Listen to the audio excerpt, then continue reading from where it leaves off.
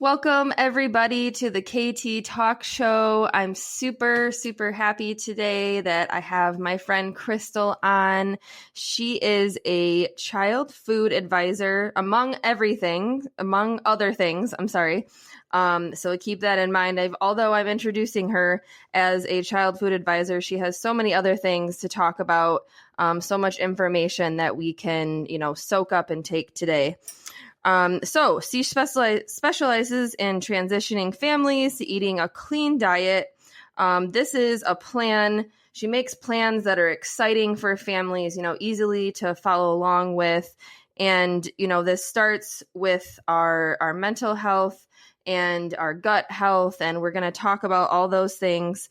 She is a skilled author. I already said a child food advisor. She's a storyteller and a mother, which is great because, of course, if we're going to be working with families, we kind of have to know what it's like to be a mother, right? And then the methods she uses have proven to be a part of children's emotional DNA. And like I said, she has a special talent in finding the best program that will suit your family. So, Crystal, why don't you go ahead and introduce yourself, and then we'll get into the fun topic of oh my goodness, I am like totally, see, this is the day. This is how my introduction is going. Why don't you go ahead and just perfect. Why don't you just go ahead and introduce yourself? You did such a great job. I don't even know how I add to that. I would say, yeah, absolutely. So I'm a child food advisor. My background is actually in psychology. That's what I did my undergrad in. And then it comes down to, I really feel like your life experience and the things that you've gone through, that you can then take those experiences, which sometimes aren't the funnest or the nicest, but turn them into something that you can share with others and allow them to learn through the experiences that you had. So, kind of starting from the beginning, I was raised by a single mom. My dad actually passed away in a car accident when I was almost 2, and my brother was 3.5. We're just a year and a half apart. So she was a young mom with 2 kids. And the one thing she got dead right was feeding us really, really clean. And that was also, we had a garden, and that was almost a necessity, right? Because we didn't have a lot of money. And so I was raised eating carrots out of the garden and strawberries out of the strawberry beds. And that's just how we ate. And I went to school with these doorstop sandwiches. And so my mom knew how important it was for us to be, healthy and find the right fuel that works for kids' bodies. And there weren't, I think, in fairness, I think there weren't as many processed foods, 30 years ago as there are now, or 35 years ago. Definitely So yeah, so I tested my system, and I was used to eating really, really clean. And I went off to college and ate all the things. I wasn't allowed soda as a kid. And so I ate all the stuff at the mess hall because I kind of took my healthy foundation for granted. And my first year in college, I nearly dropped out. I had depression, I had anxiety, I had acne, and the worst part was I had migraines, and I had some digestive issues. So you're trying to pay attention and focus, in a very important time of your life. And I was suffering. And so I went home that summer. And just by way of being home with my mom and eating those things and being active and outdoors with my family, I really started to feel better. And so I didn't get that message the first time. And so 10 years later, I get married, and I was married to an Englishman, and they eat like lots of chips, and he drank a lot of Diet Coke, and it was like a lot of roasted everything. And so these migraines came back, and it was really, really bad. And so I kind of did everything, that I could on the surface. I even went to ENT, an ear, nose, and throat specialist, and they burned back my turbinates, which is really painful. And it also didn't work. And so one day I got stung by a bee, and that bee was a little messenger, and I'm not allergic to bees, but this bee sting, I mean, Katie, it like swelled up, and it was there for days. And I just kept looking at my arm going, like, what's going on with me that my immune system can't manage a little bee sting? So it was really like, we have these moments in life that are kind of our aha moment, right? You can make change by either having an immediate change in your belief because something's happened, or, you go through habits and make new beliefs and new patterns based off being consistent. Those are kind of the 2 ways that people change. And so I had 2 stepkids, and my stepdaughter she was very severely ADHD. And so when I started overhauling our entire diet in the house and just cooking a lot more, especially when they were around, and making things with, less ingredients, it really started to change. And my migraines pretty much went away within 3 months. And my stepdaughter was managing her sensitivities and her differences a lot better. And so I was like, okay, there's something to this. And then when I became a mom years later and I had my baby girl, I was really lucky to have a healthy child. And I was really lucky and blessed to be able to have a great breastfeeding experience. I started looking at my diet even more because everything that's coming through me is going to her. Yep. And so it was really kind of just, a life experience of trial and error. And then I love, as you said, I'm an author. So I've written a kids book series, and it's a really relatable story for kids of, these 3 friends are playing sports and they eat some food that, is not the best fuel for them to have the outcome that they want. And they go on this journey of discovering, what the best fuel is for their experience. And so it's a super fun kids story. And then as I started building my brand, Crystal Clear Kids, I, of course, started off kind of coaching, and I went through further work and certifications to include parent-child interactive therapy, which really teaches parents how to consciously communicate with their kids and get them on board in a way that's reducing the power struggles, it's reducing the yelling. And don't get me wrong, I'm a mom. Of course, I raise my voice. But, if we really want to get on our kids' level, we have to really explain. And we forget, that we're their first teachers. So they're asking us why, because they are trying to learn, And so I've been, just aligning with a number of different companies and brands. I've just designed a meal plan for an Olympic summit that was signed up by the U.S.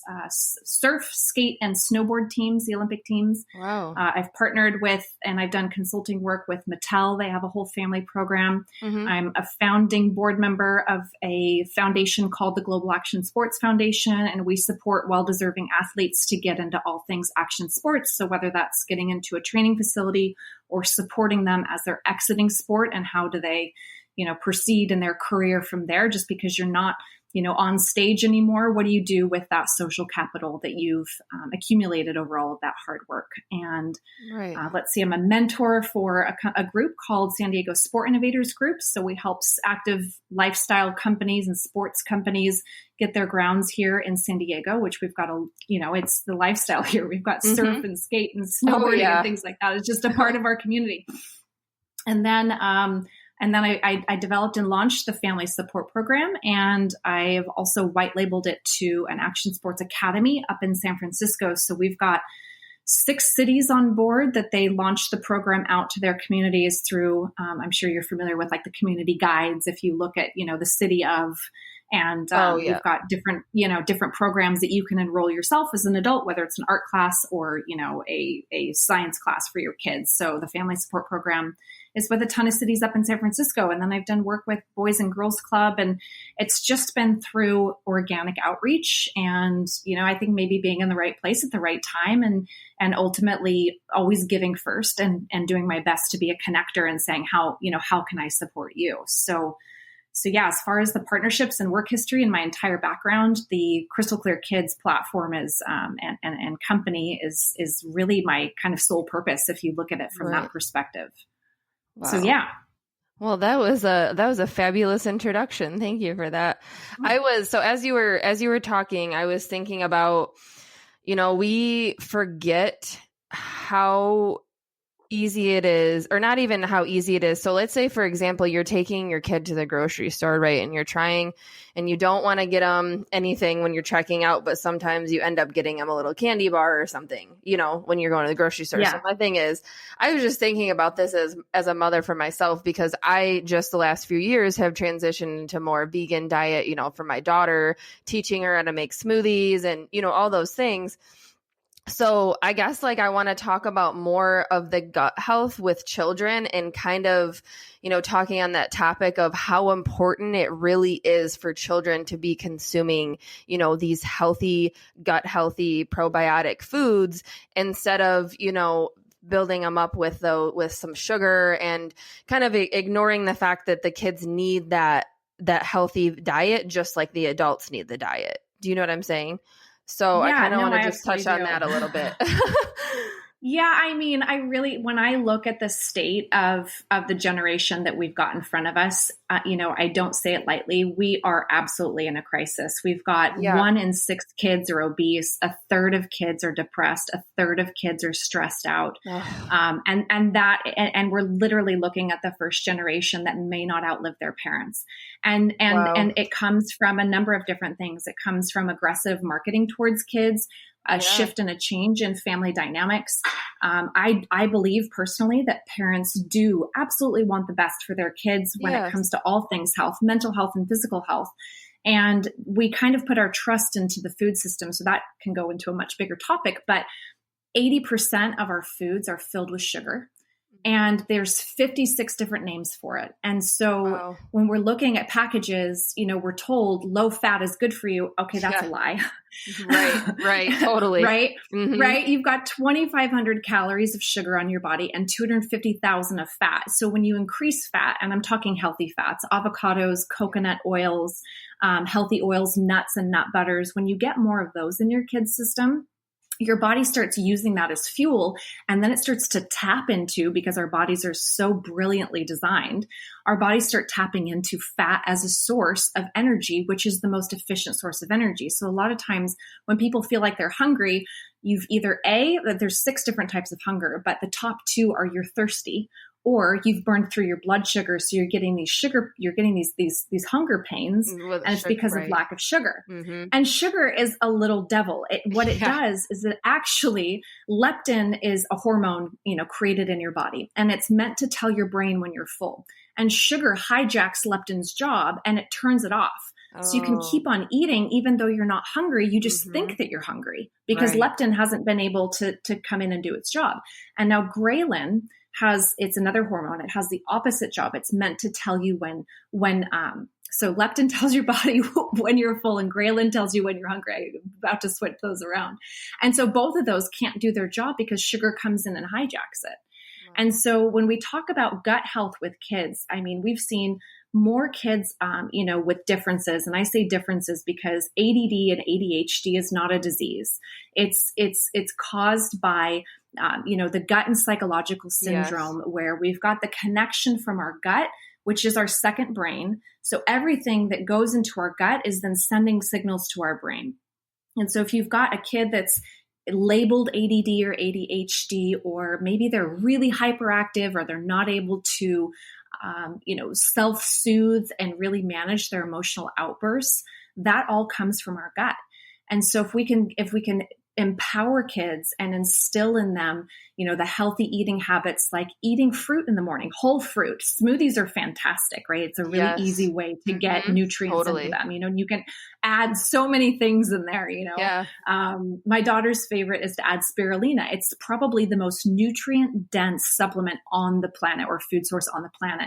And it's this really cool green. We add that to the smoothie. She's like, look at it, it's mermaid green. I'm going, girlfriend, you're right. It is. Yeah, it's mermaid green. Let's go with and it. She's, let's go with it. Whatever can be fun and easy. So, giving your kids a probiotic supplement, I don't ever recommend supplements to parents because every body is different, but there are so many different ways. You can add bone broth in when you make their ramen noodles, and you can get in some fermented foods, and whether you're comfortable giving them kombucha. My daughter loves kombucha. There's some great brands out there.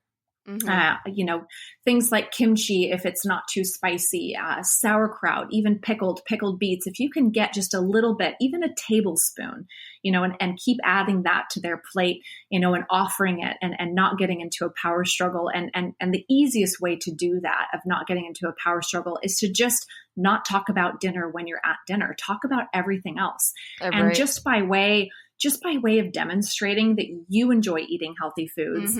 And, it takes 11 times. And this is the thing that's difficult too, is we've all got to be so patient.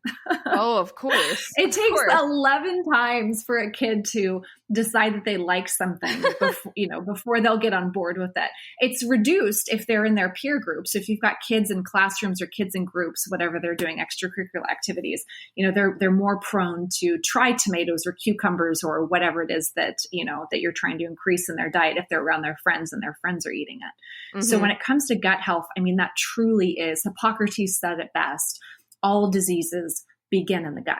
And so if we can empower our kids with saying, okay, before you have that treat, and again, like I said, when our kids are under attack, marketing is very, very advanced now. Oh my gosh. At the checkout line, they're going to see all those candies, right? And it's everywhere. It's not even just the grocery store. I mean, think about every store you go to, like Best Buy, Target, where any shop that you go to, Michael's, a craft store, they've got these highly processed, massively filled with sugar foods right in front of your kid's face at eye level, and so, exactly. And so when we talk about gut health, it's like, okay, you know what? I believe in balance and I believe in 70-30. So I'm never going to say, don't give your kids sugar ever, ever, ever, because that's not fun. That's not fun at all. Mm-hmm. But if we can get our kids to a place that they understand, okay, let's have some whole fruits and whole vegetables and whole grains first, and then have the cake or the muffin or the cookies or whatever as a part of dinner, so that we kind of take the stigma away and we take the taboo away. So that's just normal and natural. Like, hey, tonight for dinner, we're going to have, some ground turkey meatloaf and some roasted broccoli and chocolate cake. And so it's a part of dinner, and they'll stop wanting it so much because it's not something that you're saying, like a reward, is really bad. Exactly. And food is never a reward, ever, ever, ever. It's just, that's a part of dinner. And I don't have a problem with having chocolate cake. Who would? Right. Of course. Yeah, no, that's extremely important. And I've learned more than anything because I personally, and I don't even like to admit this, but like I saw my daughter like gaining weight, and I'm like, I need to change her diet, and like, I don't think I'm eating right either. And I started to realize as I was doing research and stuff, because I had a thyroid. I mean, I don't believe that mine is as deficient as it used to be, because I've changed my diet so much, and I can tell by my weight loss and mental focus and things like that. But I really knew as soon as she started to gain weight, I'm like, okay, we got to take a step back, and we both have to evaluate like how we're both eating, because I have to be a good role model for her and show her that, this is how everybody should be eating, not just me or you or, dad or grandma. Like, I want to make, and this is good for your overall health in the future. And you can teach your friends this too, like I even get into that. But really, I think, I'm glad that you brought up the ADHD and the ADD thing. Cause I personally worked with children with autism, and they always had that, how they call that like comorbid, or where they have ADHD and autism together. And I've actually started to tell a lot of the kids didn't eat at all. They didn't eat anything. They wouldn't even eat like the tiniest bit of Pop-Tart or anything like that. And these kids they were doing terrible because their diet was, these kids weren't even talking. And I'm telling you, I got this kid, and I don't know if this is what it was, but this is why I'm leading to this conversation. I don't know if this is what it was, but this kid, he would not eat a darn thing. He wouldn't open his mouth. I could not get this kid to open his mouth. And then one day, finally, we just took our time, and we're like, you know what? I'm just going to start putting it in front of him wherever he is. So maybe he'll just be tempted to take a bite. Well, he finally did. He started eating, and he did not talk at all. He did not say a word. He was very nonverbal. And then all of a sudden, like 2 weeks later, he starts eating. He starts talking. I was like, yeah. Wow. What just happened? I'm like, is this because he started eating? Like, is this because he's getting nutrients in his body, and now finally it's going to his brain? And, so it just, when you were talking about that, it's giving me chills, because still to this day, I was so amazed by that. I just was like, Your gut really does have so much to do with the way that your brain processes. And, and you're talking about all these kids having depression and, we're taking them to doctors and they're getting all this medication. And, and then we have people like you who I'm not saying, I'm not bashing on doctors. I'm not bashing at any health specialist, but people like you who are like, look, like, let's take this from the psychological perspective too, you know what I mean? And see, like, if your kid just eats better, then he's going to be overall mentally better too, he or she. Yeah. So yeah, no, absolutely. And what happens is with doctors, unfortunately, my stepdad's an anesthesiologist, my mom's a nurse. They have at best 4 hours of training on nutrition. Wow. They're taught to treat symptoms, not the disease. Mm-hmm. And the disease, getting to the root of it, comes down to a lot of different things, right? Like our activity levels and how much time we're exercising and connecting with other humans. We are biologically wired. We're born in this world to connect. And everything that you put in, all of the thoughts, all of the feelings, all of the foods, all have an outward expression. And so I was just this summer actually with my sister-in-law, and she's a doctor and she works with kids with autism as a therapist. And I said to her, like, how do these parents manage their diet? She's like, it's a struggle for them just to get through the day. And if they realized how important their diet was, it would absolutely categorically improve their experience with their kid, managing this difference. And so we're working on getting the family support program into her clinic, which is phenomenal because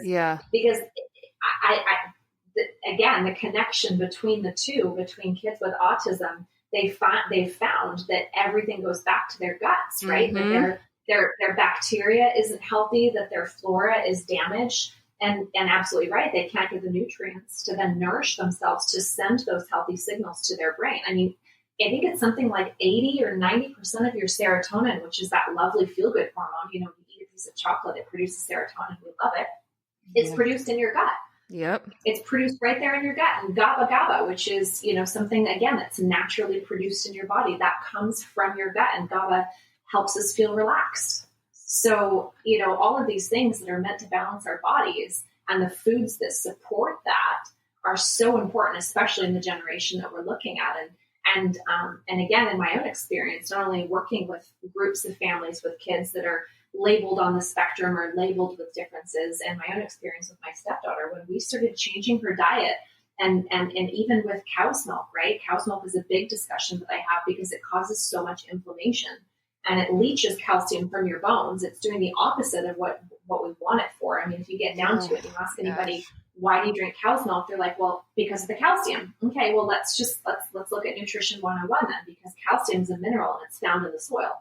And so first of all, you don't get the calcium that you're intending to get from cow's milk because it's so acidic for our bodies that our bodies can't even process it and alchemize it. And so there's so many foods that I actually have a calcium-rich foods list so that parents can see this is how much calcium my kids need per day. And then this is the serving amount. And then this is the resource. This is exactly the source of where I can get it from. No, that's great. And for now that we're talking about that, because I wanted to talk more about your program a little bit. So if somebody is just starting out in your program, because most you focus on families, can you talk about kind of like how the process works, or is it all usually just different every time? Like, do you start with a certain thing with each family, or do they always come to you differently, I guess? So there's two things. So I do work in groups, and I work here in San Diego. Thankfully, we've got things like Zoom. So about 2 or 3 times a year max, I'll do groups because we run them through a 6-week process. Okay. And so I package that up. And so that's done and coordinated kind of on the back end, I suppose. And so people reach out to me. I then pull together a group. Change happens in groups, right? And so when we get the families together and they're all talking and sharing what worked for me and what didn't work for me, awesome. That's when it really becomes effective. The family support program is a standalone online course, and it's really easy to find. It's crystalclearkids.online/FSP. F is in Frank, so family support program.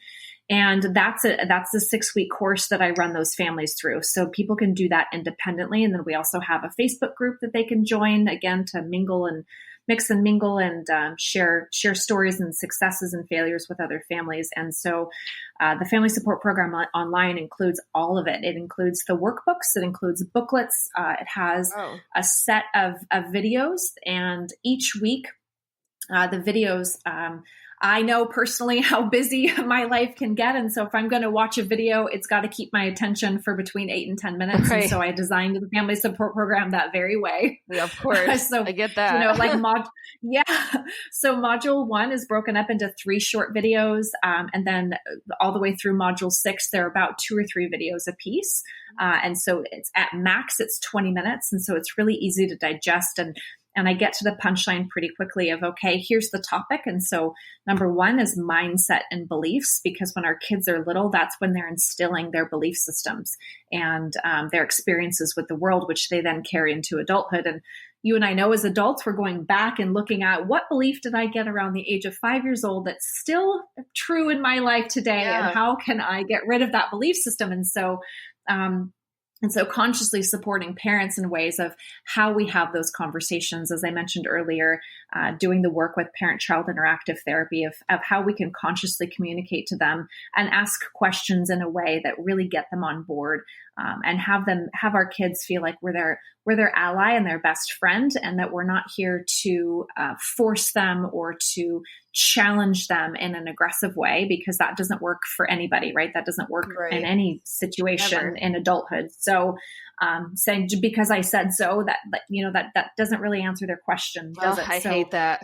Yeah. Oh, I hate that. So, because I said so. Yep. Okay. Because I said so. All right. Well, what did your child learn in that exactly. moment? Because I said so, that you're an authoritarian figure. Right. I do absolutely. Yeah.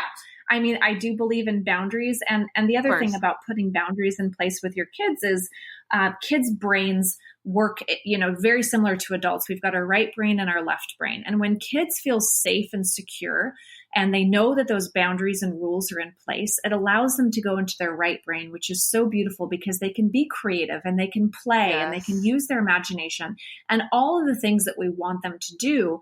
But we've got to stand firm on our boundaries, and we've got to stand firm on these are the house rules. And so when it comes to mealtime, I follow a 3-step rule: demonstrate, communicate, and enforce. And enforce doesn't mean force. So one thing I teach parents as a part of the program is get used to saying you don't have to eat. I would never force my kid to eat. I would never encourage you to force your children to eat, because we've got to allow them, to learn to regulate a schedule as to when they're hungry and know when they're actually hungry, not just when they want some sugar or something that's processed, and to put those foods and to consistently and continually introduce them. So always have one thing that that they'll eat. Pasta is always a winner because you can put in so many things in there. You can pasta to me is the dinner time smoothie.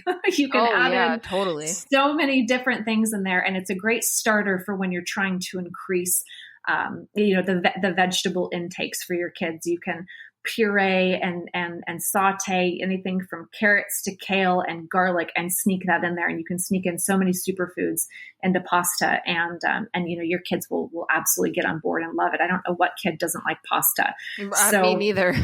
Yeah. Yeah. What kid doesn't like pasta? So there's so many different ways that we can do it, but really, the demonstration of you eating well and eating on the same schedule as them, and then communicating to them why, right? This is the fuel for our bodies. Our bodies are designed this way, as you were saying earlier, Katie, about, how do I get my daughter on board? Well, it's how we need to eat the things that our bodies were designed to eat. And I think that message has kind of gotten lost. And unfortunately, we go back to looking at the food system and to the marketing and to how the original food pyramid was created.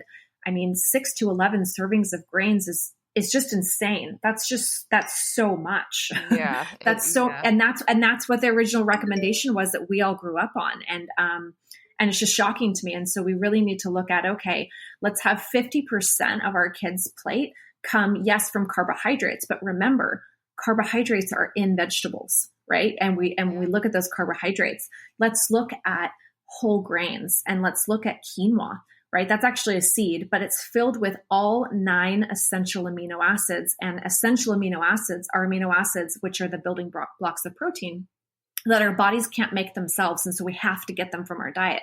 Quinoa answers that. So you can make quinoa fried rice. You can make quinoa for breakfast. You can make quinoa and add that to granola bars. There's so many different ways that are fun and creative, and getting your kids involved and on board with it, that they feel like it's their idea. So when we provide that safety and say, okay, this is what our family eats like, and these are the whole foods that I provide to you because I love you and I want you to be healthy and powerful and strong and run fast, or whatever's authentic to you, then it gives your kid that sense of safety.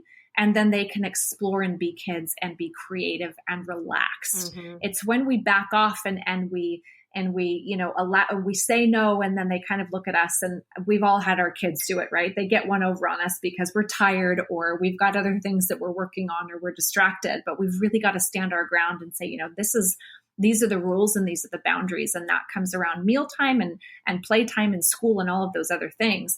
But when we give them that foundation of safety and security, we really allow them to feel safe and to have fun and play and be creative and be kids. Exactly. And all in that, what happens is when, you're teaching this program, it's building that really solid parent-child relationship. You're not, like you were talking about, like, it's all in all, it builds that solid, happy relationship, between the two of them. And it's all because it started with just being healthier human beings. Yep. Yep. Absolutely. Yeah. That's amazing.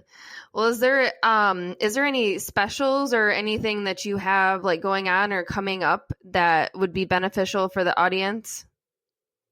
Yeah. So the family support program, because we're in that back to school window right now, I have a code. It's back to school, TO. So BACKTO school.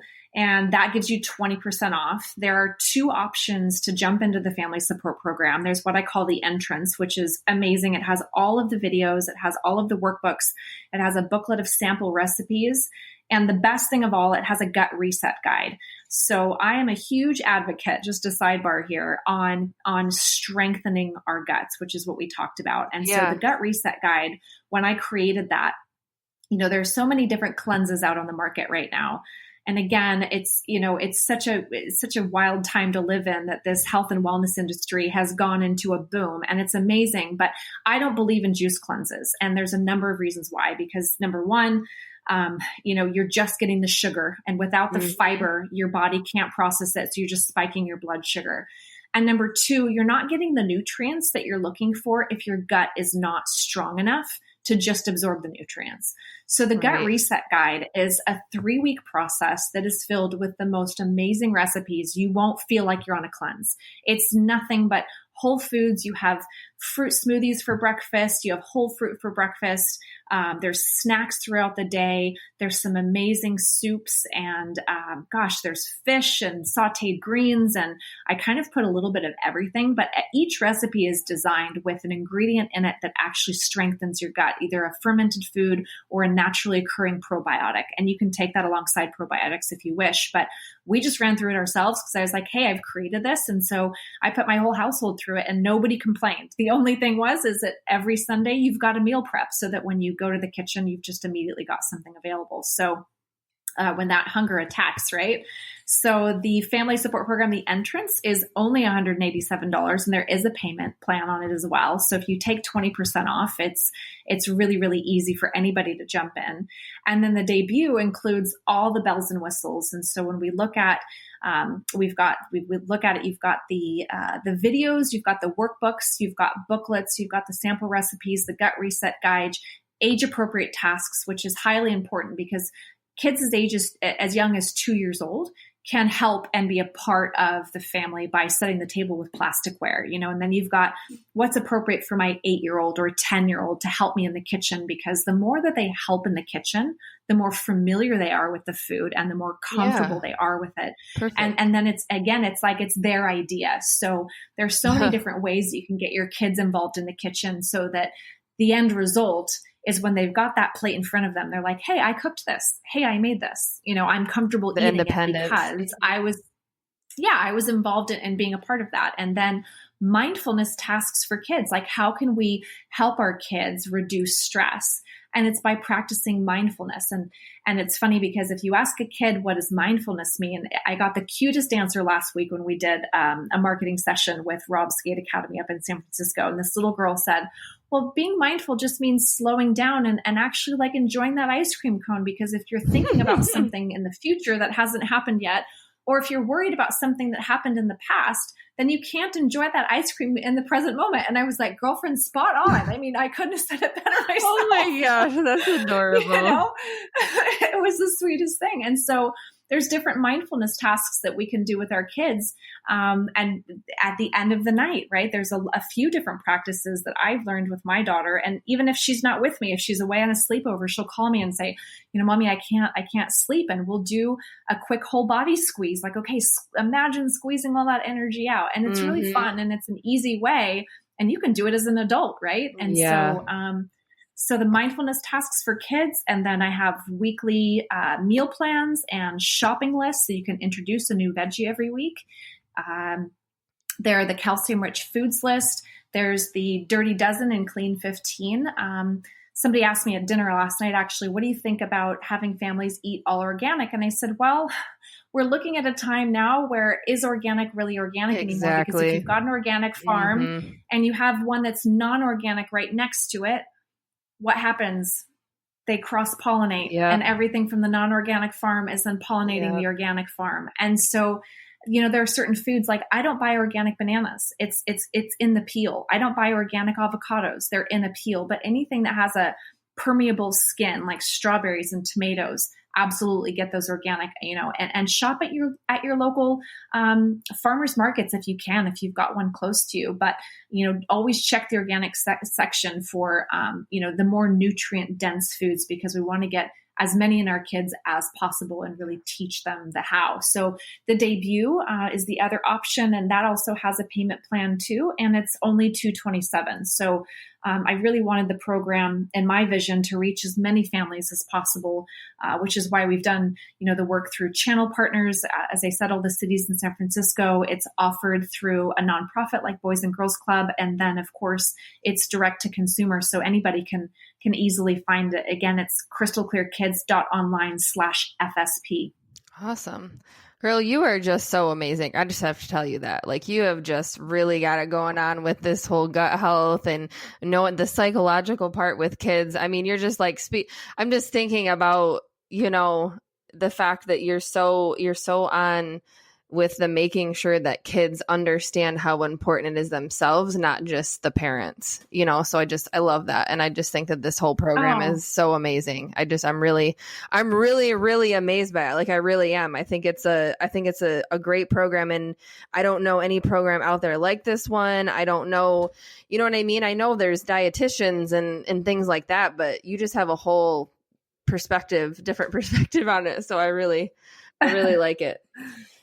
Oh, well, thank you. Yeah, I mean, it's so important how we talk to our kids, right? And really get on their level, because as they get older, I'm not sure how old your daughter is, but when I worked with kids that are 5 and younger, with those age range of families, it's easier, right? Because you just don't buy the stuff, and it's just, well, it is what it is. And so this is just how we eat. But when kids get a little bit older, that's when we really have to sharpen our own, you know, conversations and tactics that work for them. And it comes down to, you know, so there's going to be, in every situation, there's going to be, you know, what do you want the outcome to be, I guess is a better way of saying it. So there's consequences to every action, and you're free to do whatever you want, but what's the consequence? And that works with talking with them about their food choices. Like, okay, you ate this and then look what happened. So how do you feel about making that choice, right?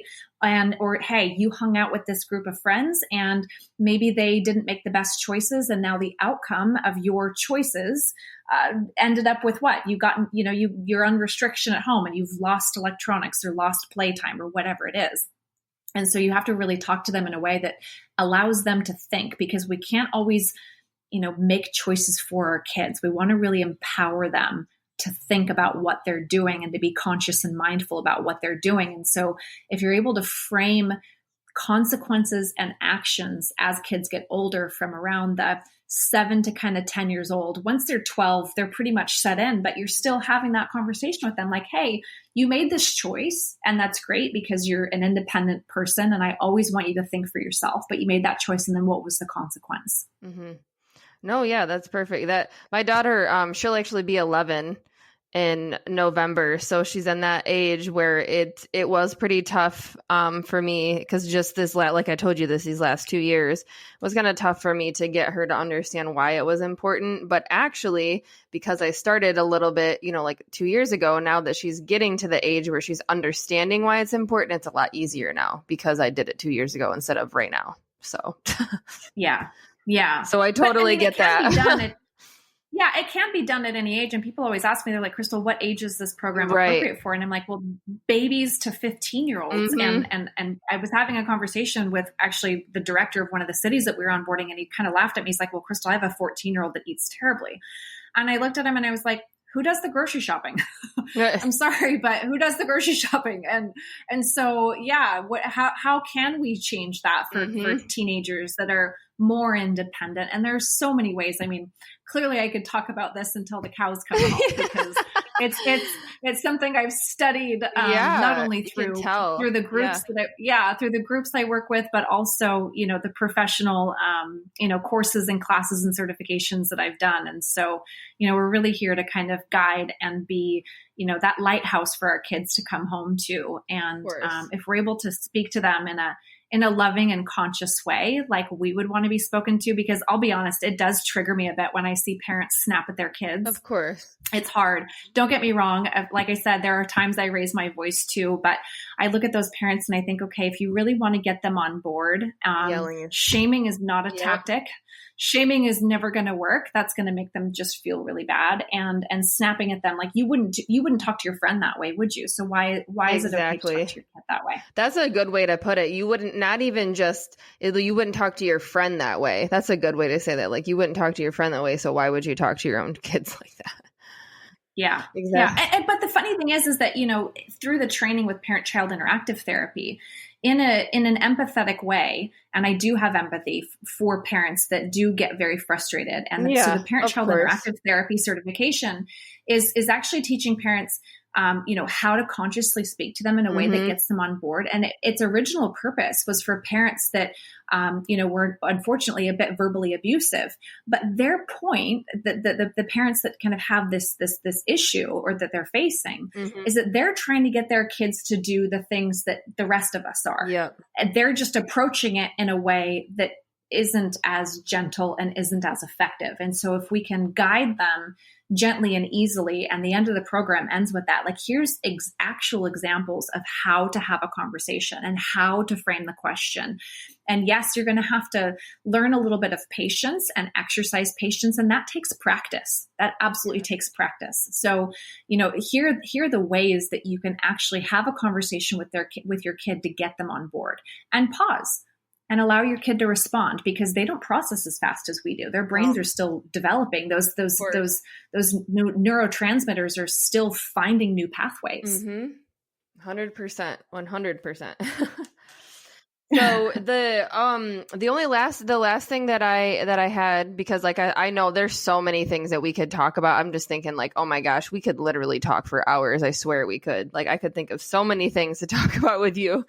But I did want to ask you, because I know this is something you started on your own and during certifications, and I always like to ask everybody, entrepreneurs, these questions. But is this something that, like, do you have other people working with you? Do you hire people? Is this just this is your business? I'm just curious because, sometimes people like to get into this. And so just for anybody that wants to get into it, or maybe you have a program for that. So I am a woman-owned business, very proudly, and yes, it's completely mine. I have some teams that run my marketing, and I've just launched my own podcast. So I would love to interview you back, Katie, at some point. That would be a great, fun little experience for both of us. Of course. But in regards to like a sales team or anybody that supports me in this, it's really been, as I said, when I talked about the partnerships with, Global Action Sports Foundation, Mattel, the Olympics. That's been through my own personal relationships. I mean, there are, 8 forms of capital. Social capital is one of them. And so friends in the industry, et cetera, have kind of gotten me this far. But as I grow, I'm absolutely going to be looking for additional team members because we're also launching this. And there's things that happen in life, Katie, that sometimes you're like, I can believe it happened because I created it, but wow. So I just developed the food plan, as I said, for the Olympics. They're having a summit. And then I've partnered with Mattel as well. And so we're developing the family support program as a corporate wellness program. Mm-hmm. And in 1 month, it's going to be launched with Red Bull. Wow. That's amazing. Yeah. That's so awesome. So it's kind of going 3 ways. I go direct to consumer, which is just, my brand. And then I've got channel partners, as I said, like the Action Sports Academy up in San Francisco. Mm-hmm. And then it goes the other way with corporate wellness. And so I'm absolutely going to be looking to add to my team anybody that's got alignment, I guess, with the same beliefs and same kind of background. They definitely would have to have some kind of nutritional certification so that I know that we're all in alignment with what the purpose and kind of core mission is of Crystal Clear Kids. Mm-hmm. But yeah, I'm looking to build the team very, very quickly. It's probably going to happen a lot sooner than I'm projecting. No, that's amazing. Cause I would love for us to do something together because you are like way on board with exactly what I'm doing right now. I'm trying to get on that. I mean, I'm focusing more on just women because obviously, I'm more familiar. And families too, because I worked with children with autism and parents, but I just had to ask you that for I wanted to ask my own personal question for everybody else, but I think it'd be fun. So yeah, absolutely. We're always looking to align with other channel partners and that's what this entire, shift that we're looking at, isn't it? That we've got a shift right now of more divine feminine linking together. And what does divine feminine mean? It means collaboration. Exactly. Mm-hmm. We go farther and further together. Yes. I feel like we've been in such a masculine world and now we're finally like the feminine is just shooting out and we're all like, okay, ladies, this is it. No, obviously everybody has masculine and feminine, but we're like, no, we're doing this. We are changing the world now. Well, we are. And I think, it benefits men too, because men come to women-owned business and they're like, well, wait, so you're using the power of intention, visualization, and manifesting? Like, how do you do that? Because business is very masculine. Business is very go out there, get it done, produce, push out, and that masculine side. But the feminine side is like, okay, I can put things out, but it doesn't necessarily mean hard work all the time. Exactly. It means sometimes come back. Exactly. And literally writing it out what I want and writing it down on a piece of paper. And then whether your practice is to chant or pray or burn a candle, whatever that may be and whatever feels good to you, men can also incorporate that because I have a partner and he's got a whole powerhouse of his own and we've done some projects together and he's like, I've learned more from you in business than I have in all of the years that I did. I've heard that before. Economics and law degree and all of these other things. And I'm like, I can put so much out there, but then I also have to remember to receive and to set the intentions and to pray about it and to visualize it happening. And there's so much power in that. Yeah, exactly. Well, this was beautiful. I had a really good conversation and you are a very knowledgeable woman. And I appreciate every piece of everything that you said today. Sorry, like we talked about before, I'm having an off day today. Mercury retrograde or something again. I don't know. I'm like, maybe it's because I know I'm one of those people where I'm like 30 minutes to 45 minutes, like the cutoff, like the struggle is real at that point. I'm telling you what. Yeah. No, but thank you so much for having me. This has been phenomenal. And I appreciate the connection. Yeah, me too. And like I said, hopefully we'll collaborate somehow because you really, really like what you're doing. Thank you. Yeah. Well, I will talk to you soon. Okay, Katie, have a good day. Bye. Bye.